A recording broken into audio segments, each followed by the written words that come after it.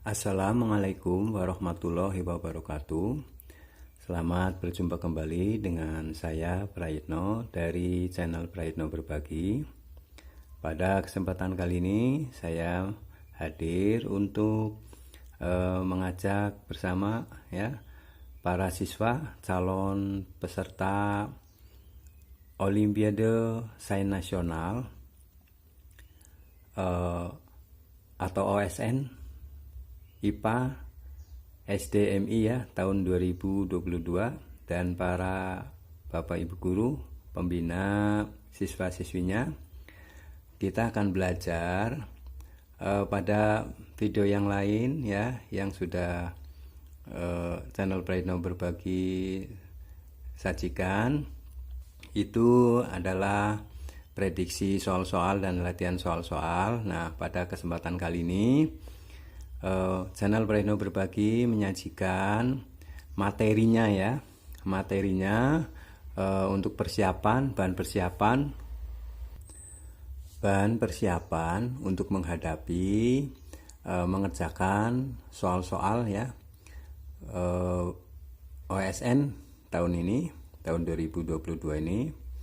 Ini berdasarkan kita susun materinya berupa diktat kita namakan diktat Olimpiade IPA SD ataupun MI untuk persiapan sebagai pra OSN dan IMSO. IMSO itu apa? International Mathematics and Science Olympiads. IMSO ini adalah olimpiade bergengsi tingkat dunia untuk para siswa, kompetisi matematika dan sains tingkat internasional yang sangat bergengsi untuk diikuti oleh para siswa siswa dari Bapak Ibu sekalian. Untuk itu di samping kita belajar soal-soal prediksi maupun latihan soal, kita juga harus belajar mengenai materinya Nah, di sini sudah terangkum materi untuk OSN OSN IPA tingkat SD ataupun MI tahun 2022 ini. Ini diktat ini berisi kisi-kisi dan penjabaran atau penjelasan dari silabus OSN IPA tingkat SD Nah, ini sangat lengkap sekali, praktis, dan ini meliputi materi yang sangat luas, sangat lengkap, dan sebagai persiapan untuk menghadapi Olimpiade tingkat internasional Baik Bapak Ibu, diktat ini kita bagi dua, yaitu materi biologi dan materi fisika.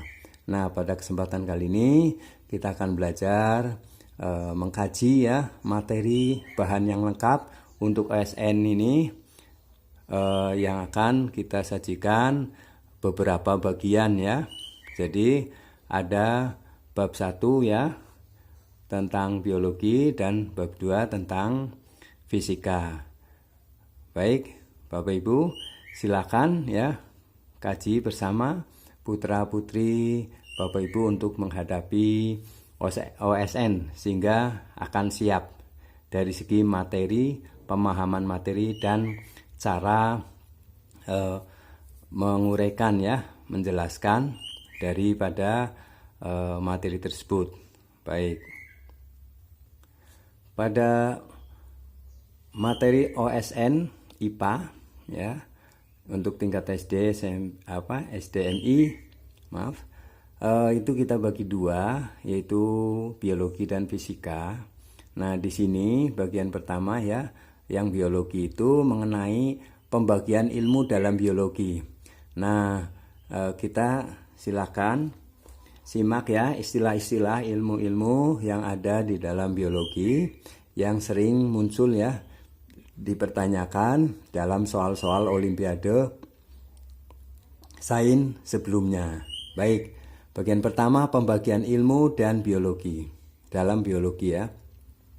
Ada anatomi. Anatomi adalah ilmu biologi yang mempelajari seluk-beluk susunan tubuh makhluk hidup.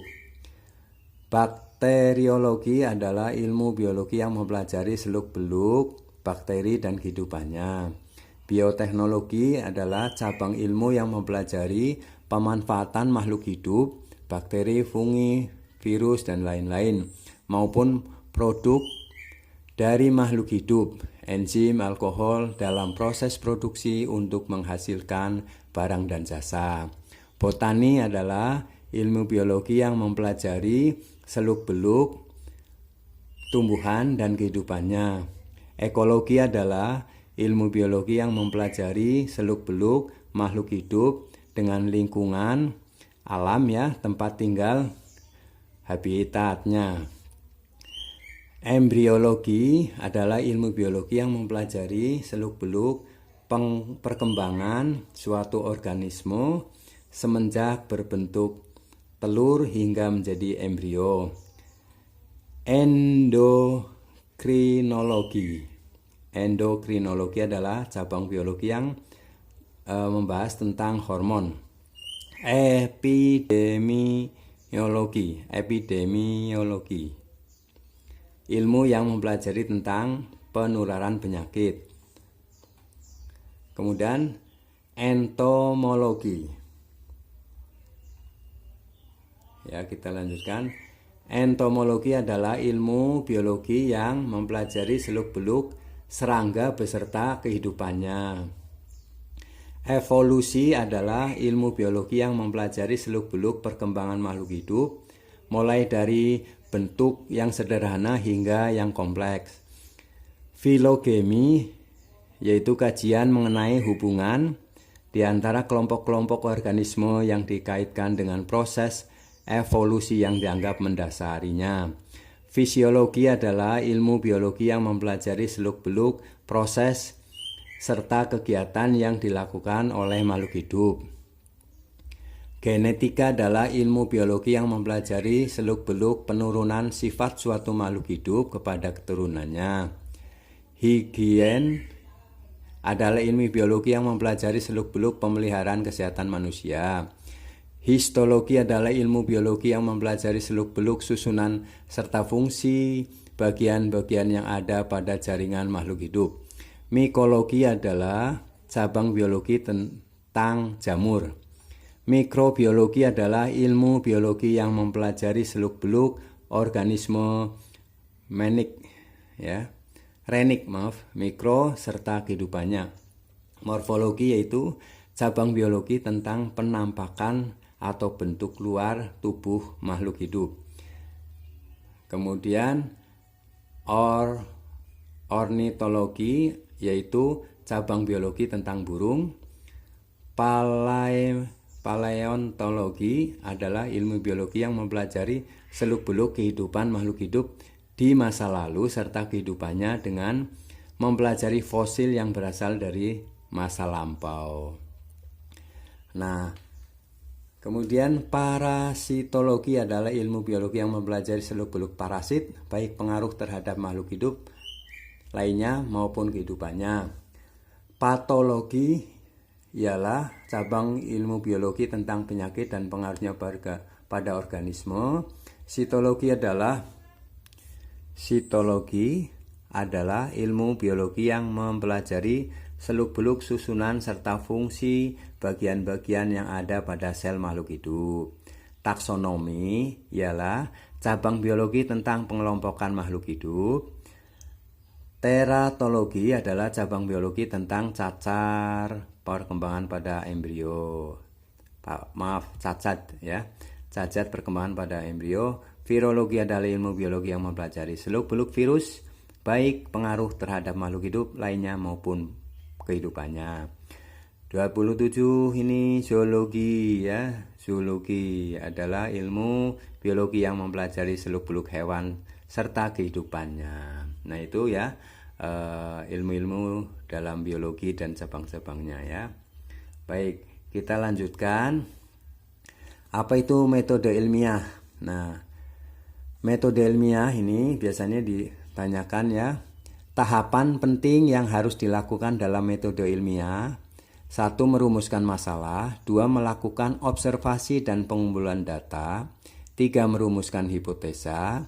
4. Melakukan eksperimen untuk menguji hipotesa.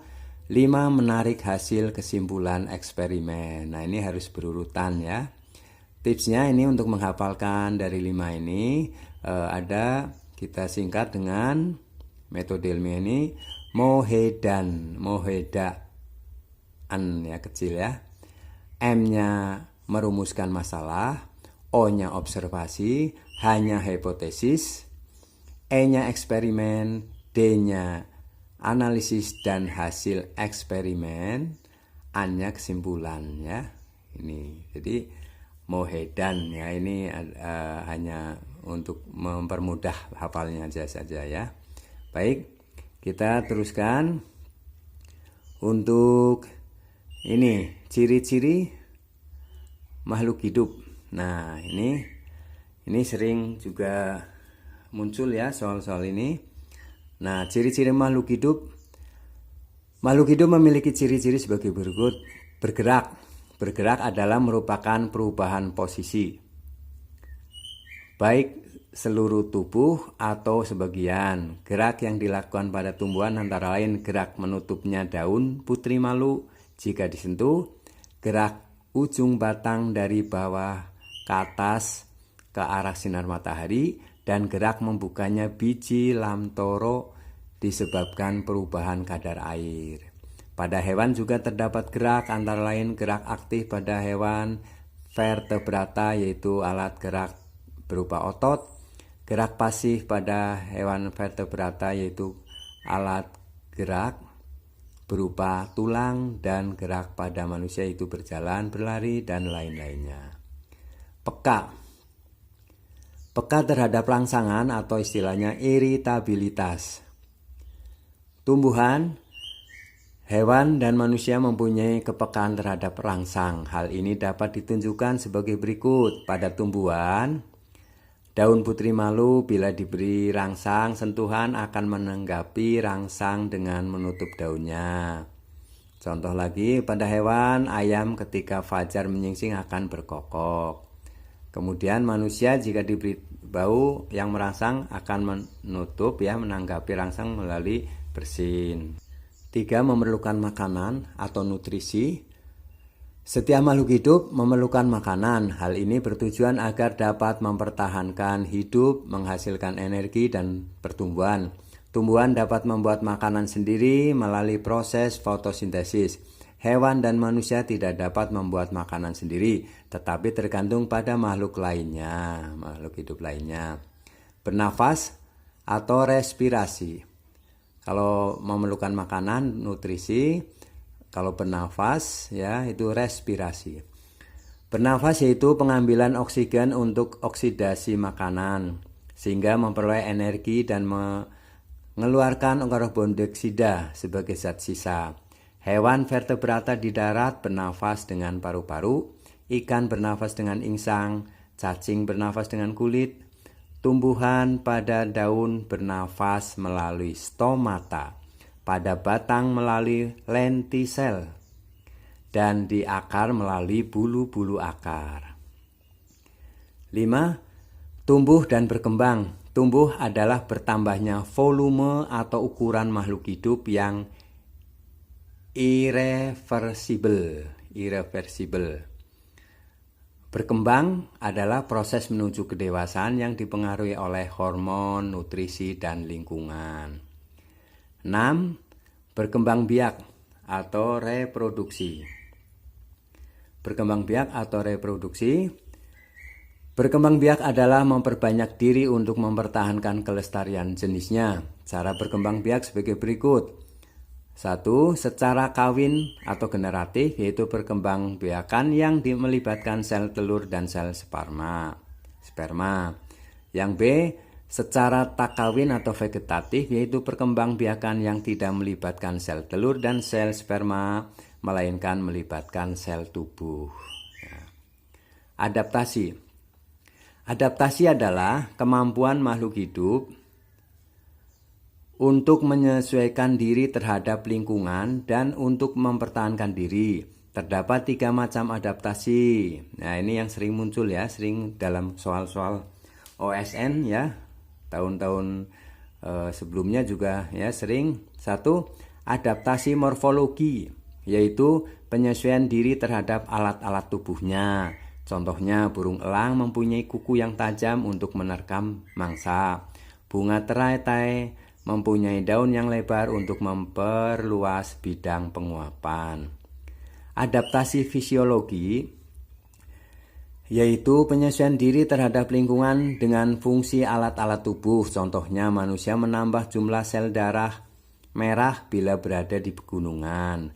Kotoran unta kering tetapi urinnya kental. Adaptasi tingkah laku, yaitu penyesuaian diri terhadap lingkungan dengan tingkah lakunya. Contoh, bunglon mengubah warna tubuhnya.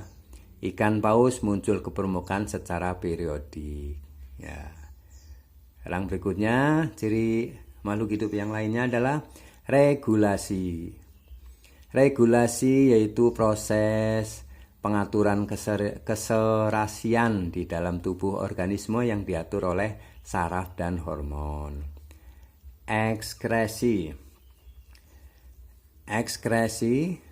Ekskresi adalah proses pengeluaran sisa-sisa metabolisme tubuh.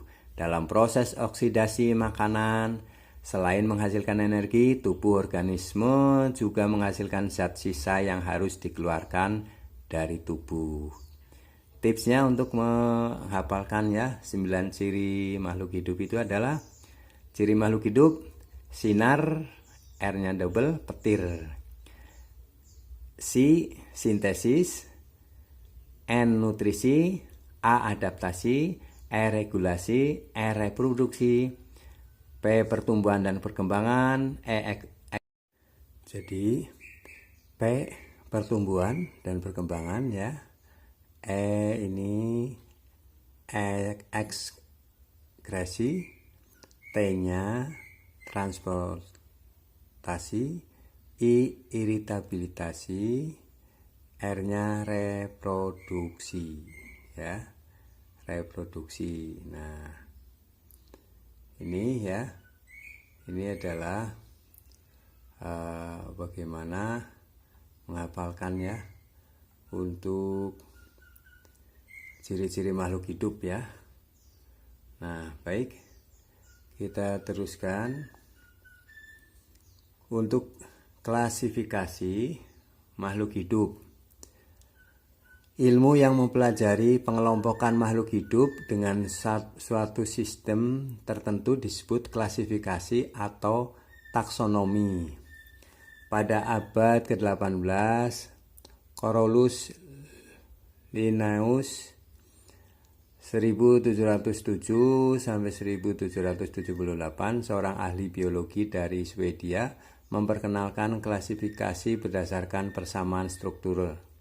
Dengan cara seperti ini, maka makhluk yang ada di permukaan bumi ini dibedakan menjadi 2 kelompok dunia kehidupan besar, yaitu dunia hewan atau animalia dan dunia tumbuhan atau plantae.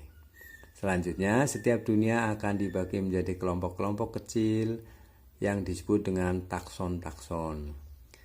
Dunia hewan akan dibagi menjadi takson-takson sebagai berikut: kingdom atau kerajaan, filum, kelas atau kelas, ordo atau bangsa, familia atau suku, genus atau marga, spesies atau jenis.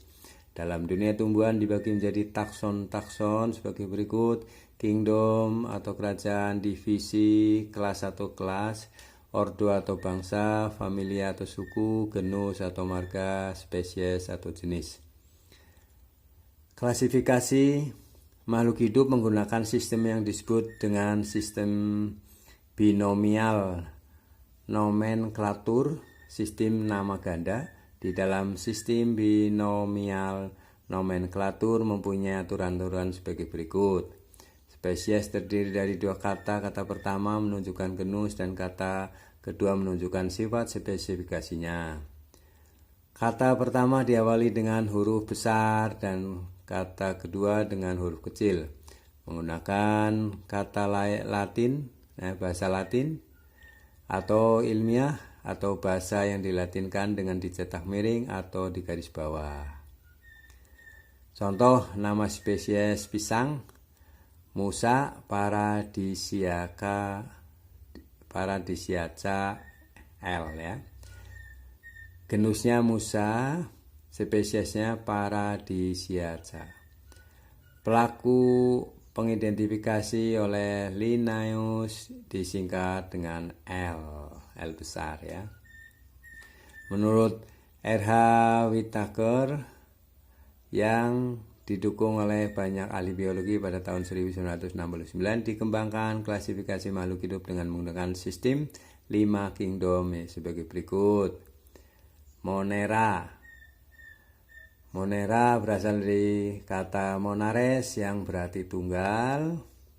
Mikroorganisme ini memiliki inti tetap, tidak memiliki selubung inti sehingga bersifat prokariotik, misalnya bakteri dan ganggang biru.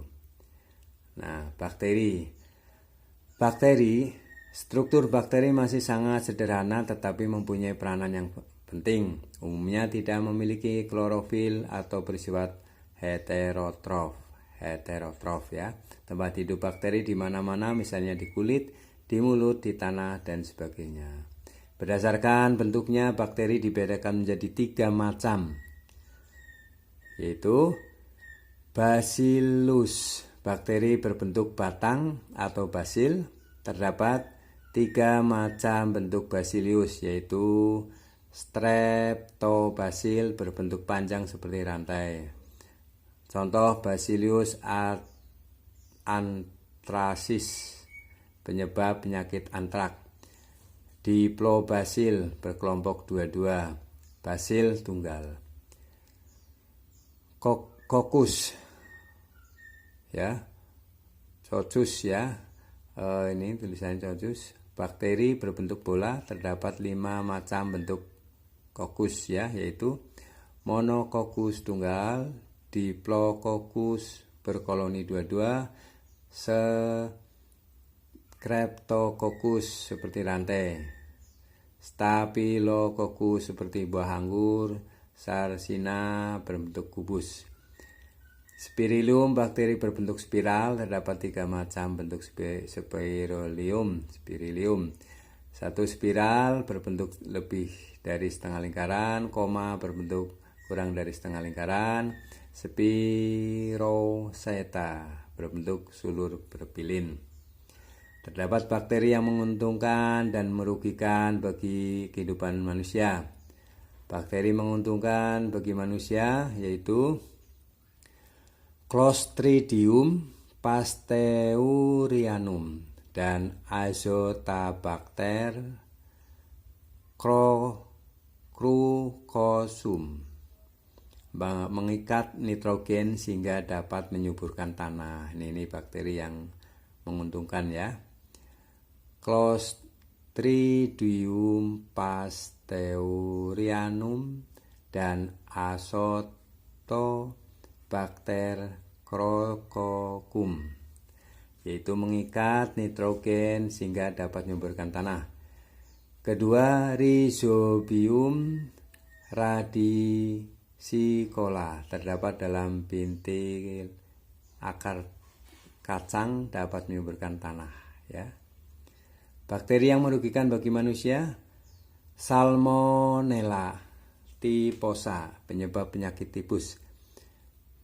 Mycobacterium tuberculosis, penyebab penyakit TBC. Clostridium tetani, penyebab penyakit tetanus. Shigella dysenteriae, penyebab penyakit disentri. Nah, yang golongan 2 yaitu ganggang biru ya. Dari macam ini, dari macam mikroorganisme ya, ada bakteri, ada ganggang biru. Cyanophyta merupakan ganggang bersel satu berbentuk koloni atau multisel.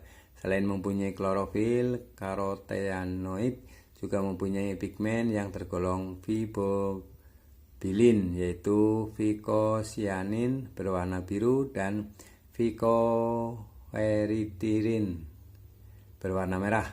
Manfaat ganggang biru antara lain anabaena-azolae digunakan sebagai pupuk, spirulina sebagai bahan makanan yang mengandung protein dan lain-lain. Ini ya ganggang biru ya, atau cyanophyta. Yang kedua, protista.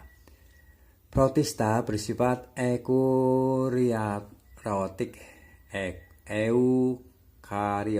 yaitu memiliki membran inti bersel tunggal dan multiseluler. Misalnya protozoa yang mempunyai ukuran sangat kecil, satu sel, hidup di air atau parasit pada makhluk lain, berkembang biak membelah diri. Berdasarkan alat geraknya, hewan bersel satu dibagi menjadi hewan berkaki semu atau rhizopoda. Tubuhnya dapat membentuk kaki semu Pesopodia, contoh amuba proteus, entamuba cocoli. Hewan berbulu cambuk atau flagellata memiliki flagel yang bergerak mirip dengan cambuk. Contoh Chlamydomonas trypanosoma euglena. Hewan berbulu getar atau ciliata memiliki silia yang selalu bergetar, berfungsi sebagai alat gerak dan mengambil makanan. Contoh Paramecium didinum. Hewan berspora atau sporozoa berkembang biak dengan spora, yaitu Plasmodium. Fungi. Pada bagian kingdom ini terdapat hal-hal yang harus diperhatikan. Lain jamur terdiri dari sel satu dan sel banyak. Tubuh tersusun dari benang-benang halus disebut hifa. Hifa ada yang bersekat dan ada yang tidak bersekat, berkembang biak dengan spora, fungi atau jamur ya. Berdasarkan bentuk, hifa jamur dibedakan menjadi dua, jamur ganggang, Phycomycetes. Jamur ini hifanya bersekat-sekat. Contoh Rhizopus untuk membuat tempe. Pada tempe terdapat benang-benang halus disebut mycelium, yaitu cabang hifa. Apabila tempe membusuk, maka permukaan tempe akan membusuk. Nah, ini Rhizopus ya. Rhizopus itu untuk membuat tempe ini pernah ditanyakan ya di dalam Olimpiade Sains. Jamur benar Eumycetes. Jamur ini memiliki hifa yang tidak bersekat-sekat. Berdasarkan tempat pembentuk spora dibedakan menjadi tiga, yaitu Ascomycetes. Jamur ini membentuk spora pada sebuah alat seperti kantong yang disebut ascus, misalnya Penicillium. Basidiomycetes. Jamur ini membentuk spora pada sebuah alat seperti botol. Umumnya jamur ini berukuran besar, misalnya Volvariella volvaceae, jamur benarang, Auricula volvaceae, jamur kuping. Jamur tidak sempurna, Deuteromycetes. Jamur ini tumbuh pada roti, sisa makanan, tongkol jagung, kotoran ternak, dan manusia. Biasanya termasuk kelompok jamur penyebab penyakit, misalnya Tinea versicolor penyebab panu dan Aspergillus vimunctus penyebab penyakit saluran pernafasan pada manusia. Nah, ini ya sering ada ditanyakan ya masalah jamur ini juga ya. Kemudian Plantae. Plantae dibedakan menjadi ganggang, lumut, paku, dan tumbuhan berbiji. Ganggang atau alga berdasarkan zat warna, alga dibedakan menjadi 4 golongan. Alga hijau atau Chlorophyes memiliki pigmen hijau dan kuning karoten multiseluler berbentuk benang atau lembaran. Contoh Spirogyra, Chlorella, Chlorococcum. Yang B, alga merah atau Rhodophyceae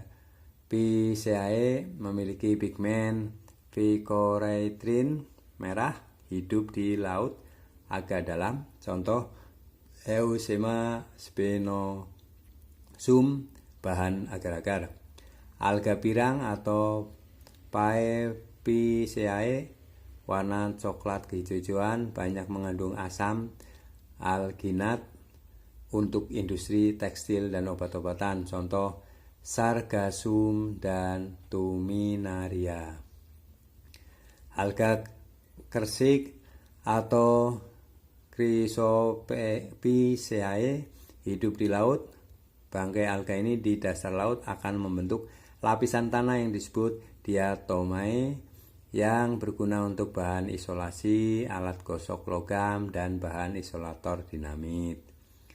Lumut, Bryophyta. Lumut memiliki ciri-ciri sebagai berikut. Memiliki akar, batang, daun, tetapi bukan akar, batang, daun sejati. Akar disebut rhizoid dan belum memiliki berkas pembuluh. Berkembang biak dengan kawin dan tak kawin yang disebut dengan pergiliran keturunan. Nah, ini pergiliran keturunan ya. Pergiliran keturunan tumbuhan lumut, spora lumut jatuh pada tempat cocok akan tumbuh menjadi protonemae ya. Kemudian protonemae akan tumbuh menjadi tumbuhan lumut. Lumut dewasa akan menghasilkan sel kelamin yaitu antheridium sebagai penghasil spermatozoid, sel kelamin jantan, dan archegonium sebagai penghasil sel telur, sel kelamin betina. Hasil pembuahan antara ovum dan spermatozoid disebut zigot. Zigot akan tumbuh menjadi sporogonium. Sporogonium dewasa akan menghasilkan spora dalam bentuk sporongium, kotak spora. Sporogonium disebut sporofit dan tumbuhan lumut disebut gametofit. Nah, ini ya. Ininya bagiannya ya, spora, protonemae, lumut, archegonium, antheridium, sel telur, spermatozoid, ketemu menjadi zigot, sporogonium, dan spora. Lumut dibedakan menjadi 12. Lumut hati ya, yaitu tumbuhan ini memiliki batang dan daun. Tumbuhan berbentuk lembaran dilengkapi rhizoid sebagai alat untuk melekatkan tubuhnya ke dalam tanah. Contohnya Marsanthia. Lumut daun ya, tumbuhan lumut ini mempunyai batang, daun, dan akar rhizoid. Contoh Polytrichum. Tumbuhan paku Pteridophyta. Tumbuhan paku sudah mempunyai akar batang, daun yang jelas. Pada daun terdapat sorus. Sorry kalau banyak. Sorus merupakan kumpulan kotak spora yang dibungkus indosium, tempat hidup menempel dan pohon pada bersifat epifit. Berkembang biak secara kawin dan tak kawin yang disebut pergiliran keturunan. Pergiliran tumbuhan paku. Spora yang telah masak jatuh pada tempat yang cocok membentuk protalium. Protalium menghasilkan antheridium sebagai penghasil spermatozoid, sel kelamin jantan, dan archegonium sebagai penghasil sel telur, sel kelamin betina. Nah, ini bagiannya ya. Hasil pembuahan disebut zigot yang akan tumbuh menjadi tumbuhan paku. Tumbuhan paku dewasa akan menghasilkan spora. Tumbuhan paku disebut sporofit dan protalium disebut gametofit ya. Klasifikasi tumbuhan paku menjadi 4 kelas: paku lumut, paku ekor kuda, paku kawat, paku benar ya. Nah, sekarang tumbuhan biji, spermatopita.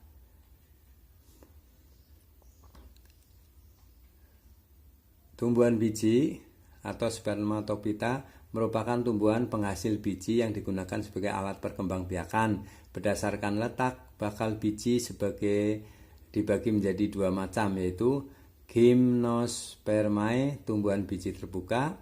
Gymnospermae adalah tumbuhan yang bakal bijinya tidak terlindung oleh daun buah, tetapi menempel pada daun buah. Gymnospermae memiliki ciri-ciri sebagai berikut. Pohon berakar tunggang. Nah, ini perhatikan ini ya. Ini ciri-ciri yang biasa muncul di dalam soal olimpiade ya. Olimpiade sains. Pohon ini ciri-ciri Gymnospermae ya. Atau tumbuhan berbiji terbuka. Pohon berakar tunggang. Daunnya berbentuk seperti jarum, kecil, tebal, dan tipis lebar. Alat kelamin jantan dan alat kelamin betina disebut Strobilus yang mengandung sporangia. Tumbuhan biji terbuka dibagi menjadi beberapa kelas, antara lain Cisadinae, menyerupai pohon palem, memiliki cabang, daun menyirip, contoh Cicas rumpi, pakis haji. Genitinae,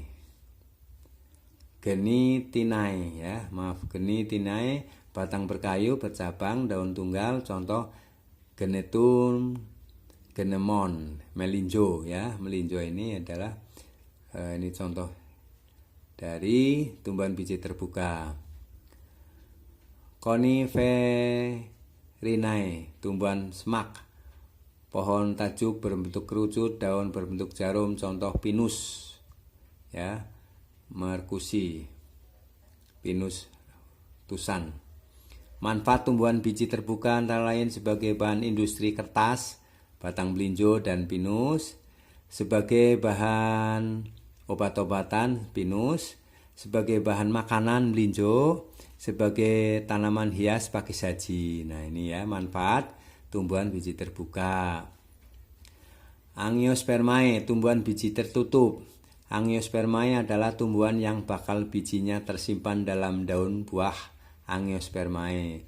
Memiliki ciri-ciri sebagai berikut. Alat perkembangbiakan berupa bunga, organ tubuh, akar, batang, daun sudah dapat dibedakan dengan jelas. Susunan daun menyirip, menjari, sejajar, dan beraneka ragam. Bakal biji tersimpan dalam daun buah. Adanya pembuahan ganda terjadi 2 kali peleburan, yaitu antara sel spermatozoid dengan sel telur akan menghasilkan zigot atau biji, dan antara sel spermatozoid dengan inti kandung lembaga sekunder KLS menghasilkan cadangan makanan. Tumbuhan biji tertutup dibagi menjadi 2 kelas, yaitu dikotil atau Dicotyledoneae. Tanaman ini dikotil ya, tanaman dikotil memiliki ciri-ciri sebagai berikut. Nah, ini ya, perhatikan ini kemarin juga keluar ya di dalam soal olimpiade ini sains ya, olimpiade IPA, yaitu tanaman dikotil memiliki ciri-ciri apa. Nah, di situ ditanyakan. Nah, di sini ada jawabannya ya. Tumbuhan biji berkeping 2. Bagian daun berjumlah kelipatan nih, kelipatan 2, 4, atau 5. Akar tunggang. Biji memiliki 2 daun lembaga. Daun tersebar berhadap-hadapan, batang bercabang, tulang daun menyirip atau menjari. Tumbuhan dikotil memiliki beberapa suku, antara lain suku getah-getahan, Euphorbia, Apabila dilukai, bagian tubuhnya akan mengeluarkan getah berwarna putih, contohnya Manihot utilissima atau ketela pohon, Hevea brasiliensis atau karet. Suku kacang-kacangan Papilionaceae. Mahkota bunga berbentuk kupu-kupu, buahnya polong, akar sering ditemukan bintil-bintil akar, contoh Arasis hypogea kacang tanah, Vignasinensis kacang panjang. Suku terong-terongan atau Solanaceae.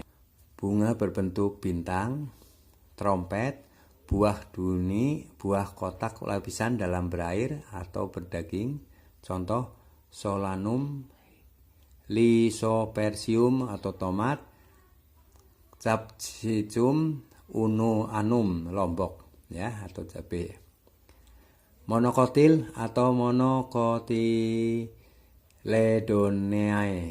Tanaman monokotil memiliki ciri-ciri sebagai berikut: tumbuhan biji berkeping satu, akar serabut, daun berseling, tulang daun sejajar dan berbentuk pita, bagian bunga berbilangan 3, biji memiliki 1 daun lembaga. Nah ini juga ya, ciri-ciri ini dipertanyakan di dalam soal Olimpiade tahun kemarin. Tumbuhan monokotil memiliki beberapa suku antara lain ya, Gramineaceae rumput-rumputan, contohnya padi, gandum, jagung, tebu. Palmae pinang-pinangan, kelapa sawit, palem. Liliaceae bawang-bawangan, contoh bawang merah, bangkung. Musaceae pisang-pisangan, contoh pisang, Manila, pisang bawai. Ya, itulah ya golongan tumbuhan ya, penggolongan tumbuhan pada materi biologi ini ya. Ini saja, nanti kita akan bahas lagi kelanjutannya ya mengenai diktat biologi ya sebagai materi dari Olimpiade Sains Nasional ya, OSN IPA SD. Ini juga materi ini juga untuk OSN biologi ya, dan untuk tingkat MTS SMP juga membutuhkan ya. Baik, itu saja. Nanti kita ketemu lagi pada diktat selanjutnya ya, bagian kedua dan diktat fisika. Silakan ikuti ya mengenai materi untuk Olimpiade ya, karena ini materi ini sudah cukup lengkap dan berisi pengayaan ya yang bisa menjawab untuk soal-soal Olimpiade baik tingkat nasional maupun di tingkat internasional ya. Baik, untuk itu silakan ikuti terus ya channel Prayitno Berbagi untuk diktat berikutnya. Sekian, semoga bermanfaat. Assalamualaikum warahmatullahi wabarakatuh.